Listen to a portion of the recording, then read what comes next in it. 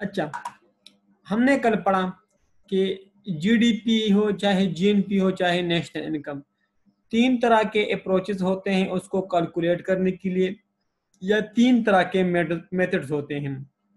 एक हमने पढ़ा था इनकम अप्रोच, और इनकम अप्रोच में हमने कहा था कि जितने भी फैक्टर ऑफ प्रोडक्शन है, लेबर की वेजेस, कैपिटल का इंटरेस्ट, एंटरप्रेन्योर का प्रॉफिट और लैंड का रेंट, उन सब को जब जमा करेंगे तो जो भी फिगर आएगी वो हमारे पास आएगी जीडीपी की या जीएनपी की या नेशनल इनकम की, जो भी हम कैलकुलेट करना चाहें अंडर इनकम अप्रोच। फिर एक्सपेंडिचर अप्रोच ये था कि एक्सपेंडिचर अप्रोच के जितने भी एक्सपेंडिचर हुए हैं गुड्स एंड सर्विसेज पर, चाहे वो आपके गवर्नमेंट एक्सपेंडिचर हो, चाहे आपके कैपिटल एक्सपेंडिचर हो, चाहे आपके इन्वेस्टमेंट एक्सपेंडिचर हो, जो भी एक्सपेंडिचर हो उन सबको जमा करके ड्यूरिंग द ईयर।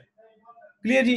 सो जो भी फिगर आएगी वो हमारे पास कहलाएगी जीडीपी या जीएनपी या नेशनल इनकम, जो भी हम कैलकुलेट करना चाहे अंडर एक्सपेंडिचर अप्रोच। एक था हमारे पास वैल्यू एडेड अप्रोच या आउटपुट अप्रोच, कि हर स्टेज पे जो भी एडिशन आएगी किसी गुड्स या सर्विसेज में, सिर्फ उस एडिशन को जब हम जमा करें तो जो भी फिगर आए वो कहलाएगा जीएनपी, जीडीपी या national income under value added approach या आउटपुट अप्रोच, या आपके पास क्या है अपना प्रोडक्ट अप्रोच। क्लियर जी?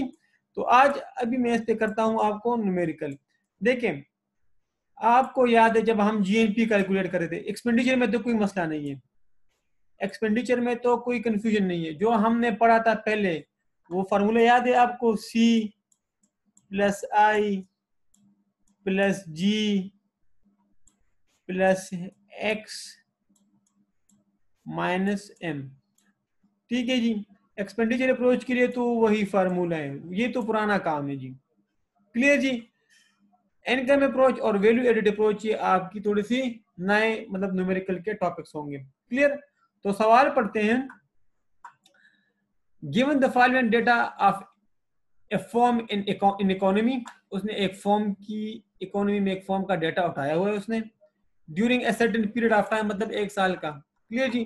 Calculate the GDP according to income approach, expenditure approach और वैल्यू एडेड अप्रोच। इन तीन अप्रोच के मुताबिक आप जीडीपी कैलकुलेट कर लें। ठीक है जी? अगर इधर जीएनपी लिखा हो तो तब यही अप्रोच देंगे और यही डेटा तकरीबन आप लोगों को दिया जाएगा। तो वो हमसे जीडीपी मांग रहा है और उसका रिलेवेंट डेटा हमें दिया हुआ है, तो इनकम अप्रोच को तो आप अभी छोड़ दें, इनकम अप्रोच को आप अभी छोड़ दें और वैल्यू एडेड अप्रोच को, और आप सॉल्व करें एक्सपेंडिचर अप्रोच, ये जो पुराना काम है हमारा। क्लियर जी? आप सॉल्व करें एक्सपेंडिचर अप्रोच। एक्सपेंडिचर अप्रोच में हमें चाहिए कंज्यूमर एक्सपेंडिचर। एक मिनट सब्र करें, मैं बाकियों को भी इनवाइट करता हूं। ठीक है जी? एक्सपेंडिचर अप्रोच में हमें कंज्यूमर एक्सपेंडिचर चाहिए, हमें इन्वेस्टमेंट एक्सपेंडिचर चाहिए, या हमें कैपिटल फॉर्मेशन चाहिए, हमें गवर्नमेंट एक्सपेंडिचर चाहिए, हमें एक्सपोर्ट चाहिए और हमें इंपोर्ट की फिगर चाहिए। ये तो पुराना काम है। क्लियर? तो जरा डेटा उठा लेते हैं। अगर हमने जीडीपी कैलकुलेट करना है और वो भी अंडर एक्सपेंडिचर अप्रोच, तो किस तरह कैलकुलेट करेंगे? कंज्यूमर एक्सपेंडिचर का डेटा, इन्वेस्टमेंट एक्सपेंडिचर का डेटा या कैपिटल फॉर्मेशन, गवर्नमेंट एक्सपेंडिचर चाहिए हमें और एक्सपोर्ट चाहिए और हमें इंपोर्ट चाहिए। क्लियर? तो चलो ढूंढ लेते हैं इसमें से हम। तो हमें पहले चाहिए कंज्यूमर एक्सपेंडिचर, तो ये मिले हमें consumer expenditure. For example consumer expenditure हमारे पास रहे, आपने स्टेटमेंट फॉर्म में सॉल्व करना है। ठीक है जी? मैं आपको वैसी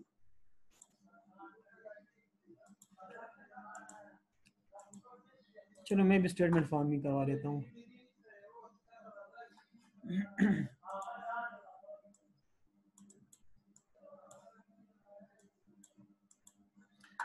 हमें अगर कंज्यूमर एक्सपेंडिचर तो उसने हमें दिए हुए वो है हमारे पास 1100।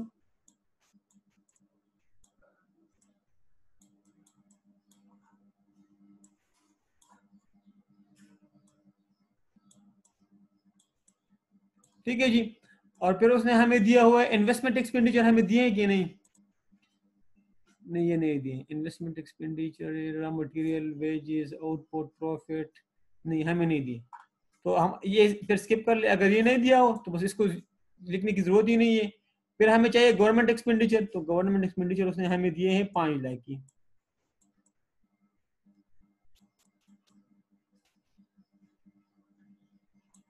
क्लियर जी। तो इन दोनों को मैं अगर जमा कर दूं तो हमारे पास आ जाएगा एक्सपोर्ट, इंपोर्ट माइनस एक्सपोर्ट भी कर लेते हैं। एक्सपोर्ट उसने हमें दिए हुए हैं, एक्सपोर्ट हमें दिए उसने 4 लाख, तो 4 लाख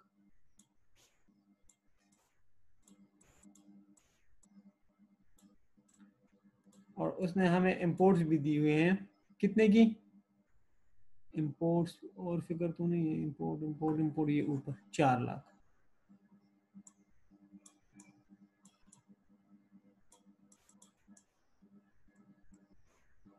ठीक है जी। तो इसको मैं ब्रैकेट में लिख लेता हूँ। तो 11 और 5 16, 16 और ये 16 लाख आ जाएंगे।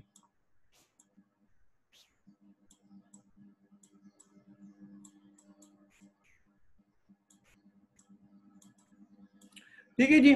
तो वही फार्मूला एक्सपेंडिचर अप्रोच में, कोई फर्क नहीं, वही formula C plus I plus G plus X minus M, government expenditure, capital formation, consumer expenditure, export minus import. तो रिलेवेंट डेटा मैंने यहां से उठाया, जो जो होता जाए उसको आप टिक कर ले। ये भी हो गया हमारा, ये भी हुआ और ये भी हुआ।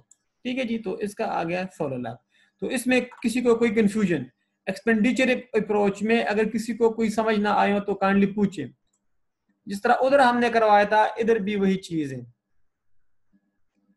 जी। शफकत, लेकत, अजहर, सलमान, सबा, शमीम, एक्सपेंडिचर अप्रोच में काइंडली कोई कंफ्यूजन हो तो शाबाश आप पूछ लें।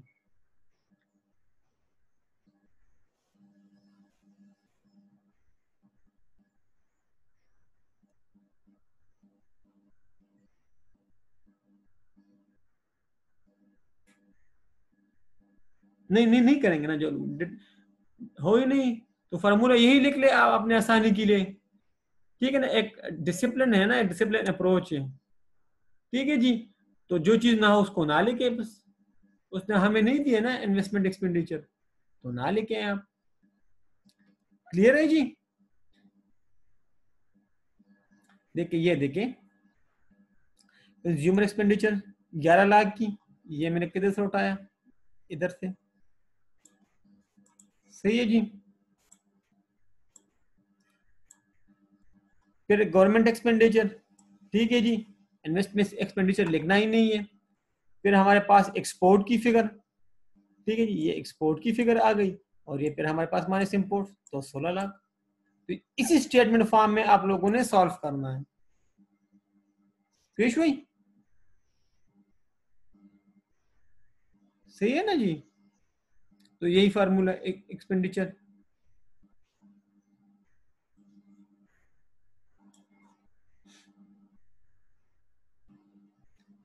ठीक है जी। अगर कोई वैल्यू ना दिए हो तो उसको फिर फार्मूले में ना लेके, फार्मूला मुकम्मल लेके, कंप्लीट लेके, ताकि आसानी हो, आपको कंफ्यूज ना हो। बस एक ही अप्रोच रखे ना, जो फिगर मिसिंग है उसको ना लेके बस। अब हम पढ़ते हैं इनकम अप्रोच। और कल मैंने आपसे कहा था कि इनकम अप्रोच में जितनी भी इनकम हो जिसने अर्न की हो, चाहे वेजेस हो, चाहे रेंट हो, चाहे प्रॉफिट हो, और चाहे इंटरेस्ट हो, किसी भी फॉर्म में जितनी भी इनकम अर्न की है during a given period of time, सबको ऐड करेंगे और जो भी फिगर आएगी वो हमारे पास होगी जीडीपी की, या जो भी उसने मांगा हो जीएनपी के अंडर इनकम अप्रोच। अब ये तो हमारे पास नहीं है, ये हमारे पास उसने वेजेस दिए हैं। ठीक है जी, वेजेस लेबर की वो है, रिवार्ड्स हैं।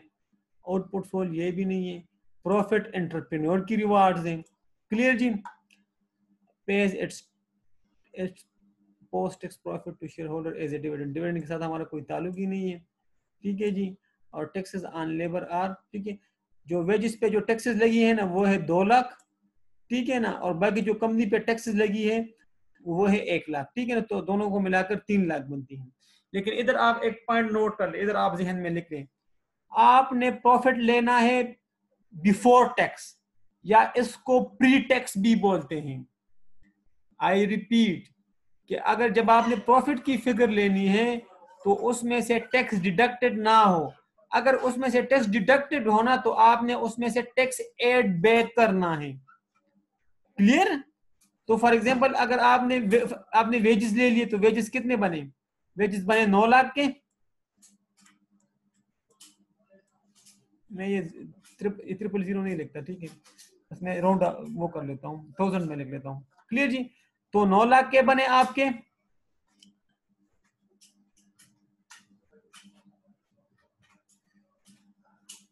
नहीं यार, ये कैपिटल फॉर्मेशन तो नहीं है, तो इंपोर्ट से। मैंने तो कैपिटल फॉर्मेशन की खालिद भाई मैंने जिक्र ही नहीं की। इधर इन्वेस्टमेंट तो है ही नहीं ना, तो इन्वेस्टमेंट नहीं दिया ना वो आपको, या कैपिटल फॉर्मेशन। ये तो हमने जो इंपोर्ट की है, जो बाकी जो चीजें बाहर से मंगवाई हैं, ठीक है ना। फॉर एग्जांपल हम इधर कोई प्रोडक्शन कर रहे थे और हमें उसके लिए मटेरियल की जरूरत थी, तो वो हमें बाहर से मंगवानी पड़ी। इधर तो ये तो कैपिटल फॉर्मेशन नहीं है।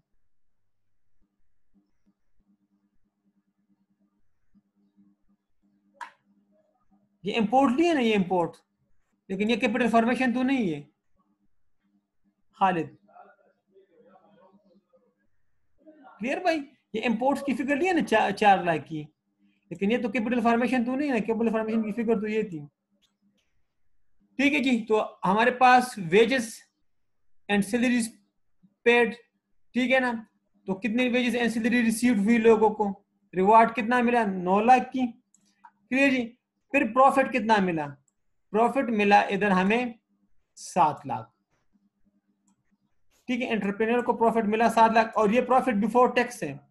तो इन दोनों को जमा करेंगे तो हमारे पास यही 16 लाख की फिगर बनेगी।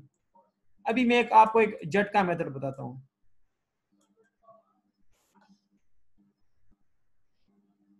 मैं वही वही आपको देता हूं ना। याद रखें कि इन तीनों का आंसर सेम आना चाहिए, चाहे इनकम अप्रोच हो, चाहे एक्सपेंडिचर अप्रोच हो, चाहे आउटपुट अप्रोच हो। इन तीनों का जवाब सेम आना चाहिए। अगर जवाब सेम नहीं तो आप लोगों ने कोई हंकी पंकी की होगी जवाब में। क्लियर जी? तो ये झटका मेथड है। अगर इसका रीजन मैं आपको इसलिए बताता हूं कि भाई सैलरी अगर आपने कमाई है तो वो आपकी इनकम है। ठीक है जी? फॉर एग्जाम्पल आपकी सैलरी थी 100 रुपए, तो इसका मतलब ये कि 100 रुपए आपने कमाए हैं। बाकी इसमें से आप टैक्स अगर डिडक्ट करोगे ना तो वो अपने इनकम से दोगे। क्लियर जी? आपने जो पर्सनल इनकम कमाई थी ना, पर्सनल जो आपकी इनकम थी, वो थे 100 रुपए। क्लियर जी? बाकी ये जो ऑब्लिगेशन है ना, ये आपने अपनी इनकम से पे करनी है। क्लियर जी? ये तो आप पे एक लीगल ऑब्लिगेशन है ना, ये तो आप पे ही पे करोगे, लेकिन किधर से पे करोगे? अपनी इनकम से, जो आपने इनकम अर्न या रिसीव की है। क्लियर जी? तो प्रॉफिट बिफोर टैक्स लेना है आप लोगों ने। अगर आप नेट ऑफ टैक्स करते हो तो फिर आप अंडर एस्टिमेट करते हो अपने इनकम को। क्लियर जी? तो आप ये नहीं कह सकते कि मैंने 90 रुपए कमाए। आप कहोगे मैंने तो कमाए 100 रुपए, मेरी जो इनकम थी, मुझे जो वेजेस मिले वो मिले 100 रुपए, लेकिन इनमें से मैंने 10 रुपए मेरी एक रिस्पॉन्सिबिलिटी बहैसियत एक अच्छी सिटीजन की वो मैंने पे कर दी। बाकी मैं ये 90 घर लेके गया हूँ। मैंने इन 100 में से कमाए तो मैंने 100 थे, लेकिन 10 रुपए मैंने एफबीआर को दे दिए, गवर्नमेंट को दे दिए, जो कि बीइंग एक कॉन्शियस एक अच्छे सिटीजन होने के नाते मैंने उसको दे दिए। बाकी 90 रुपए मैं अपने घर ले जाऊंगा। क्लियर जी? तो इसलिए आपने प्रॉफिट बिफोर टैक्स की फिगर लेनी है। इसको प्री टैक्स भी बोलते हैं, ठीक है ना, या बिफोर टैक्स भी बोलते हैं। और जो पोस्ट टैक्स होती है, पोस्ट टैक्स प्रॉफिट का मतलब ये कि इसमें से टैक्स डिडक्ट हुआ होता है, यानी पोस्ट टैक्स, टैक्स के बाद जो प्रॉफिट। क्लियर जी? तो अगर इस तरह की सिचुएशन हो, अब मुझे क्या पता लगेगा कि यार ये मुझे बिफोर टैक्स दिया है कि आफ्टर टैक्स दिया हुआ है? अब ये भी तो पता होना चाहिए ना। मतलब कोई कशिफ तो नहीं होगा ना हमें इस तरह कोई, कि हमें कोई इल्हाम या होगा कि यार ये प्रॉफिट बिफोर टैक्स। तो देखो, मैंने जहां मेरे पास जवाब आया था 16 लाख, ठीक है जी, तो जब मैंने 9 लाख के साथ 7 लाख जमा कर लिए, ठीक है जी, तो क्या हुआ? हुआ ये कि इधर से भी 16 लाख, तो मुझे पता लग गया कि ये प्रॉफिट बिफोर टैक्स की फिगर है। क्लियर जी। और उसने ऑलरेडी टैक्सेस मुझे अलहदा दिए भी हैं। अगर टैक्सेस अलहदा ना दिए होते तो फिर कोई इस तरह कोई क्लू देता आपको, लेकिन उसने टैक्सेस अलहदा दिए हैं कि इस पे जो टैक्स बना ये तकरीबन 1 लाख इस पे बना था। तो ये प्रॉफिट बिफोर टैक्स की फिगर है। इंशाल्लाह जब आप सवाल करोगे तो आपको इंशाल्लाह अंदाजा हो जाएगा। दूसरा सवाल मैं कराऊंगा तो उधर भी क्लियर हो जाएगा आप लोगों को। क्लियर जी। लेकिन झटका मेथड आपको मैं ये बता रहा हूं कि इन तीनों का आंसर सेम आना चाहिए। अगर आपका आंसर सेम आ गया तो यू विल बी गुरु, बस आप फिर कॉन्फिडेंट रहो कि आपका जवाब ठीक था। सही है जी। तो अब आप देख लें इनकम अप्रोच में इनकम रिसीव्ड, और ये प्री टैक्स, यानी प्री टैक्स का मतलब है बिफोर टैक्स। ठीक है जी। और जो आफ्टर टैक्स होता है उसको बोलते हैं पोस्ट टैक्स। ठीक है जी। यानी पोस्ट टैक्स यानी प्रॉफिट पोस्ट टैक्स अगर लिखा हो तो फिर आपने उसने आपको टैक्स की फिगर दी होगी, आपने उसमें ऐड बैक करना है। वो आपको फिर बताएगा कि यार पोस्ट टैक्स है ना, जो पोस्ट टैक्स है तो उसने आपको टैक्स की फिगर भी दी हुई होगी, तो आपने उसमें ऐड बैक करके ना बिफोर टैक्स की फिगर लाओगे और इधर फार्मूले में ऐड कर लोगे। तो इन 2 पॉइंट्स में यार कोई कंफ्यूजन, लेकिन आपका आंसर इक्वल आना चाहिए भाई। में ये झटका मेथड है भाई। अब आप पूछे शाबाश, ताकि मैं तीसरे वाले पॉइंट्स की तरफ चले जाऊं। बस यही 2 आंसर, यही 2 आपने सवाल करने हैं, इसी पर प्रैक्टिस करनी है बस। अगर आपको किसी और जगह से कोई और मिल जाए तो बस ठीक है, वरना बस ये काफी है इस टाइप के सवाल के लिए।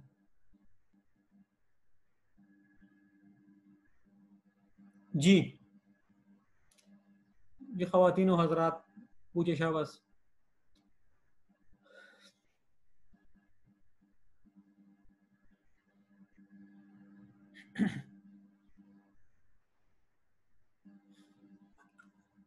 चलो खामोशी को मैं एग्रीमेंट समझ लेता हूँ। ठीक है जी। तीसरा जो हमारे पास अप्रोच है वो है वैल्यू एडेड अप्रोच। और वैल्यू एडेड अप्रोच में मैंने आपसे कहा था कि हर स्टेज पे जो गुड्स की वैल्यू में एडिशन आ जाती है, उस एडिशन को जब हम जमा करेंगे तो जो भी फिगर एट द एंड आएगी वो हमारे पास कहलाएगी GDP under value added approach, या इसको आउटपुट अप्रोच भी बोलते हैं, कंफ्यूज नहीं होना। इसको प्रोडक्ट अप्रोच भी बोलते हैं और इसको वैल्यू एडेड अप्रोच भी बोलते हैं। और इसको वैल्यू एडेड अप्रोच क्यों बोलते हैं वो कल मैंने आपको, अगर वो ब्रेड वाली एग्जांपल याद हो तो मैंने आपसे कराया था कि इसमें हर स्टेज पे हमारे पास उसकी वैल्यू में एडिशन आ जाती है। वो फ्लोर की वैल्यू में, कि पहले था वीट थी तो वो फ्लोर में कन्वर्ट हुआ, तो फ्लोर में कन्वर्ट करने के लिए उसमें जो जितना खर्चा आया वो ऐड कर लो। ठीक है ना। फिर वो जाके वो आगे ब्रेड में बदल गया, तो ब्रेड में बदलने के लिए उतना जितना खर्चा आया उसको भी आप ऐड कर लो, तो जो भी फिगर आएगी एट द एंड वो कहलाएगी आपकी GDP under value added approach या प्रोडक्ट अप्रोच। तो उसने अगर आपसे वैल्यू एडेड अप्रोच पूछना है तो यही तरीका, आउटपुट अप्रोच तो यही तरीका, या प्रोडक्ट अप्रोच तो सेम ही तरीका। अब ये हमारे पास है आउटपुट सोल्ड। इसका मतलब ये है कि अगर आउटपुट सोल्ड है तो मैंने इतने यूनिट प्रोड्यूस किए, मतलब ये फिनिश गुड है ना, अगर ये रेडी टू सेल है, ठीक है, या ये मैंने सेल किए हैं, तो इसका मतलब ये था कि ये फिनिश गुड थे। और कल मैंने आपसे कहा था कि आउटपुट अप्रोच में हम इंटरमीडिएट गुड्स की कैलकुलेशन नहीं लेते।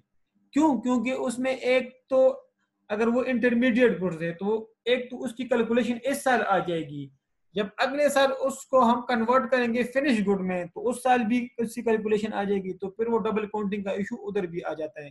तो इसलिए आपने याद रखना है कि आउटपुट अप्रोच में या वैल्यू एडेड अप्रोच में या प्रोडक्ट अप्रोच में हमने इंटरमीडिएट गुड्स को इग्नोर करना है। क्लियर? तो आउटपुट सोल्ड, तो इसका मतलब है कि अगर मैंने ये इतने की गुड्स, इतने रुपीस की गुड्स सेल किए तो वो फिनिश गुड थे, वो रेडी टू सेल थे, इसलिए मैंने सेल किए। तो मैं क्या कर लूंगा कि मैं 2 लाख में, बाकी वो 2-3 सिफर इग्नोर, ठीक है, 2000, ठीक है जी, 2000 मेरे पास थी आउटपुट सोल्ड। क्लियर? और मैंने उसके लिए रॉ मटेरियल कितने की खरीदी? ठीक है, मैंने रॉ मटेरियल लिया 4 लाख का, होते होते उसको मैंने ना फिनिश गुड में जब कन्वर्ट कर लिया और सेल कर लिया तो वो बना 2 लाख का। क्लियर? तो मैंने 4 लाख की रॉ मटेरियल को कन्वर्ट करते करते फिनिश गुड में कन्वर्ट कर लिया तो उसकी प्राइस ये बनी। लेकिन मैंने रॉ मटेरियल कितने की खरीदी थी? 4 लाख की। उसी रॉ मटेरियल से गुड बने ना, तो मेरे पास जो वैल्यू एडेड बना ये बना 16 लाख।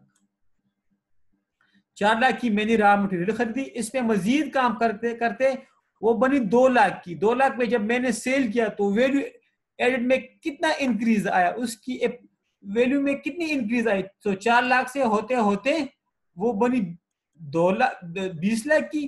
तो डिफरेंस कितना आया वैल्यू एडेड? इसमें से मैंने कितने की एडिशन की? 16 लाख की। क्लियर जी?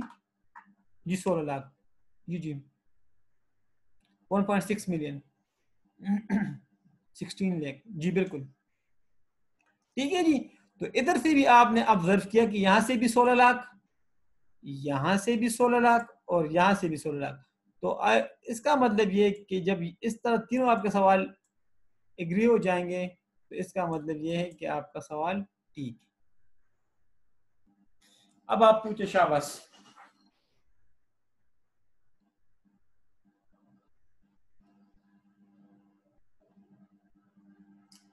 शाबाश तपोसो को शाबाश पीछे था ना।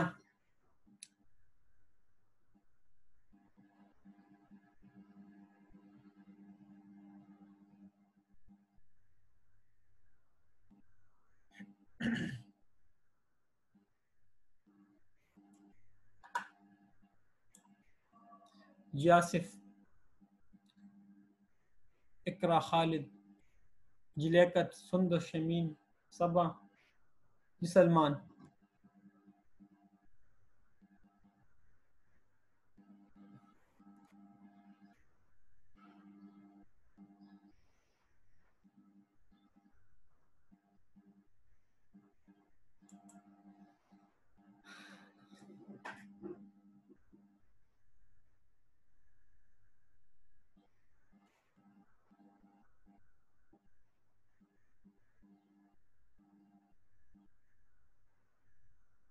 क्या अवेलेबल ना हो? इन तीन में से कौन सा डेटा अवेलेबल ना हो? डेटा आपको पूरा देंगे, वो आपको ब्लैंक नहीं छोड़ेंगे।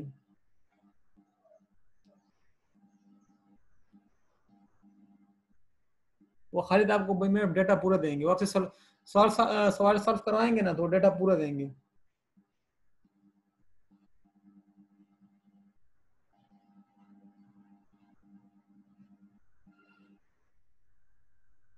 सिद्दीक भाई, ठीक है जी। तो काइंडली इस पे आप प्रैक्टिस कर ले, फिर भी कोई कंफ्यूजन हो तो आप मुझसे पूछ सकते हैं। ये क्वेश्चन बैंक का सवाल है, ठीक है, ये क्वेश्चन बैंक वाला सवाल था।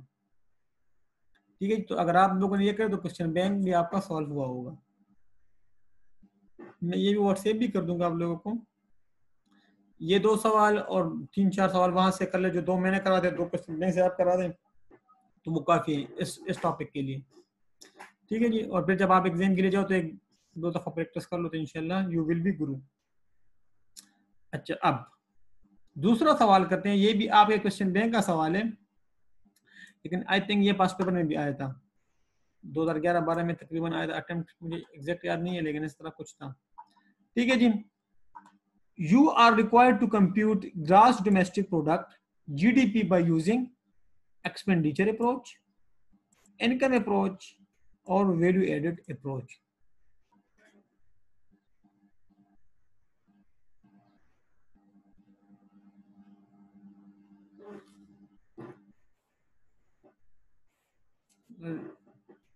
डेटा में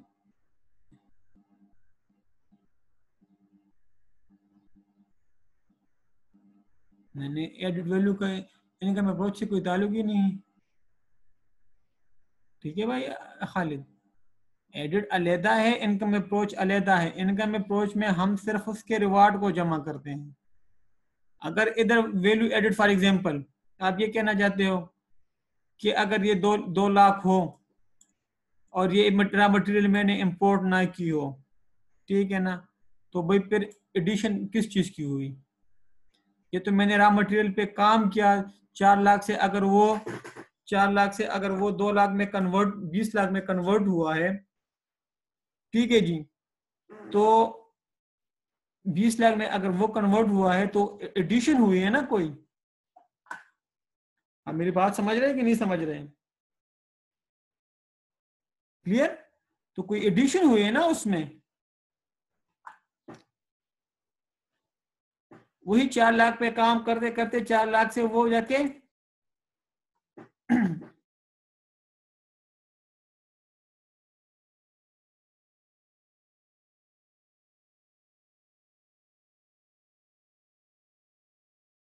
4 लाख से वो होते होते 20 लाख तक पहुंच गई। तो अगर आपकी रॉ मटेरियल ही ना हो तो फिर एडिशन किस चीज का? खालिद, क्लियर भाई?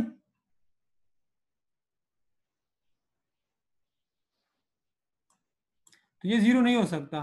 अगर ये जीरो होगा तो फिर वैल्यू एडेड अप्रोच नहीं देंगे वो। समझ लो ना भाई मेरे, ये तो 4 लाख पे होते होते वो जाके 20 लाख तक बनी है, तो 20 लाख में फिर एडिशन कितनी की हुई है? 16 लाख की। तो इसमें ये था भाई, ठीक है। और इनकम अप्रोच तो है ही मुख्तलिफ, वो तो इस रॉ मटेरियल के साथ उसका कोई ताल्लुक ही नहीं है, उसका ताल्लुक तो इसके साथ है, रिवार्ड्स के साथ। क्लियर? अब आप लोगों का इम्तिहान जी, एक्सपेंडिचर अप्रोच। जी जी जी, तो सबका जवाब तो सेम आएगा ना, इसलिए एक दूसरे के साथ लेंगे ना वो। एक की इनकम दूसरे की एक्सपेंडिचर। एक्सपेंडिचर अप्रोच, तो एक्सपेंडिचर अप्रोच के लिए मैं फिर लिख लेता हूं आप लोगों के लिए, C plus I plus G plus X minus M. ये तो हमारा पुराना फार्मूला। तो जरा डेटा उठा रहे, कंज्यूमर एक्सपेंडिचर दिया हमें, हाँ ये, तो ये 16,500,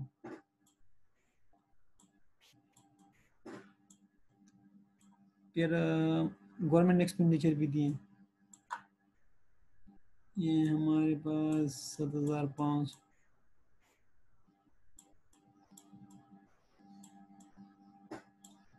फिर हमारे पास sale value, imports, wages, tax deducted out of wages. Clear? फिर हमारे पास एक्सपोर्ट, और हमारे पास ये नहीं दिया फिर भी।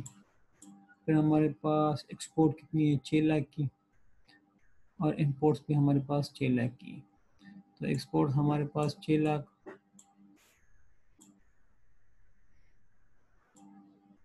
6,000 सॉरी, और हमारे पास इंपोर्ट भी हमारे पास 6,000। तो ये कितना बनता है? ये तो क्रॉस हो जाएंगे, 24,000। सही है, सही है जी, सही है। क्लियर? तो ये 24,000 बना। जरा ये इनकम अप्रोच वाला सॉल्व कर दे भाई मेरे।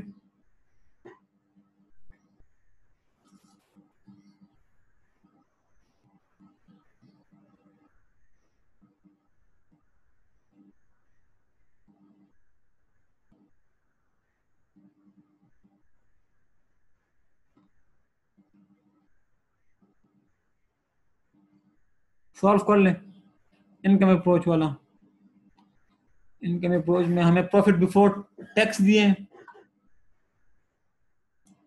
ठीक है जी, और साथ हमें वेजेस भी दिए 12,000 की, लेकिन उससे टैक्स डिडक्ट हुआ है, तो आप इसमें टैक्स ऐड बैक कर लें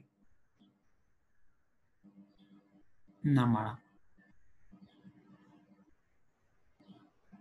ये वेजेस यार, ये रिवार्ड भी ऐड करना है, ये तो एंटरप्रेन्योर का रिवार्ड हुआ ना, और ये किसका रिवार्ड है? लेबर का।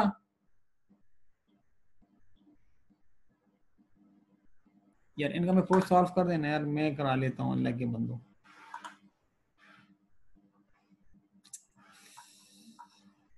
पूरा पूरा पूरा इनकम अप्रोच के अंदर सॉल्व कर लें। सही है, सुंदर अजहर सही है।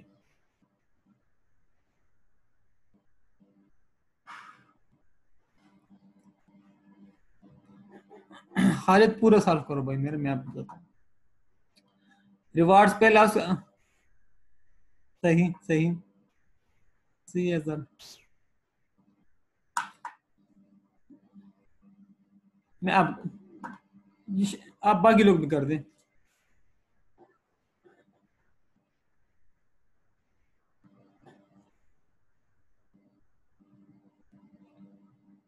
सही है शमीन, सही है। कौन हंस रहा है भाई? मैं तो हंसने की आवाज नहीं आ रही।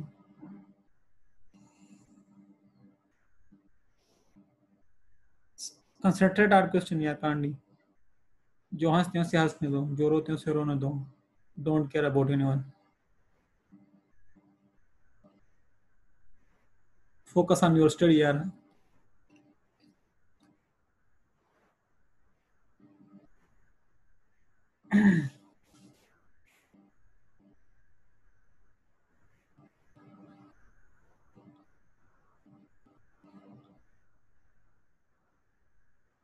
काइंडली बाकी भी सॉल्व कर दें। आसिफ भाई आप भी सॉल्व कर दो, इकरा आप भी सॉल्व कर दो, खाकान। शाबाश शाबाश शाबाश। काइंडली पार्टिसिपेट किया करें, काइंडली रिक्वेस्ट है आप लोगों से।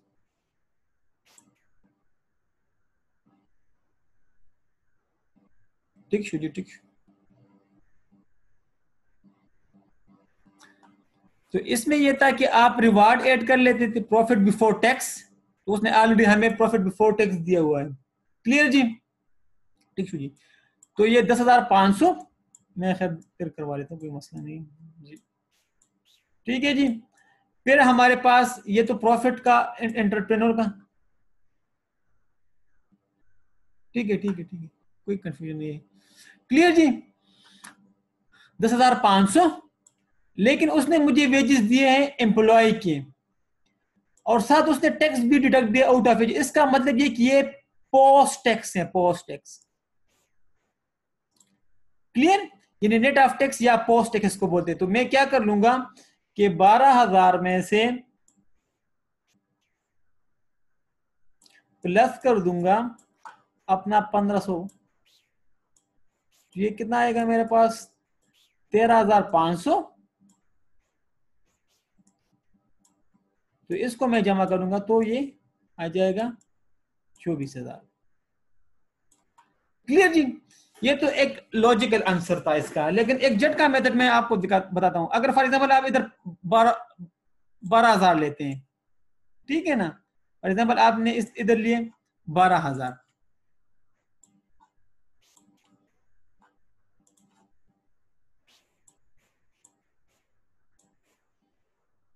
तो ये फिर कितना बनता है? 22,500। तो कितने का फर्क आया पहले और इसके आंसर में? अगर आपको पहला वाला कंफर्म हो तो ये 24,000 था वो पहले वाला, 24,000। तो इसमें तकरीबन 1,500 का फर्क आया। तो आपको फिर पता होना चाहिए कि यार ये 1,500 जो फर्क आ रहा है ना, ये इसका आ रहा था। और इससे आपने ये बात अखज कर ली कि यार ये जो हमें जो वेजेस दिए हैं ना, ये नेट ऑफ टैक्स है। क्लियर जी? तो इसलिए आपने पहले इसमें ये टैक्स जमा कराना है, इसको प्री टैक्स बनाना है, और प्री टैक्स बनाने के बाद आपने उसको वेजेस वो प्रॉफिट बिफोर टैक्स के साथ ऐड करके ये आपका आ जाएगा 24,000। तो आपका फिर आंसर इसके के इक्वल आ जाएगा, और फिर आपका आंसर ठीक हो जाएगा। ठीक है जी? तो इसमें ये सिर्फ एक थोड़ा सा टेक्निकल पॉइंट्स है, बाकी अल्हम्दुलिल्लाह ऐसा जिसमें कुछ और है नहीं। सही है? जरा वैल्यू एडेड अप्रोच भी कैलकुलेट कर लीजिए। शाबाश। वैल्यू एडेड अप्रोच जरा कैलकुलेट कर लें।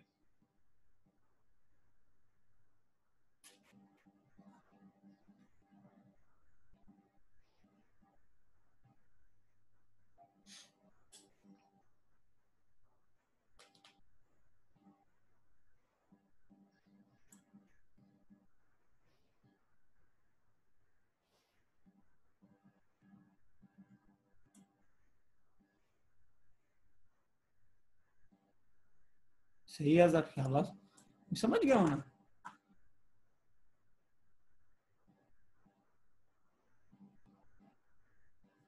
गुड।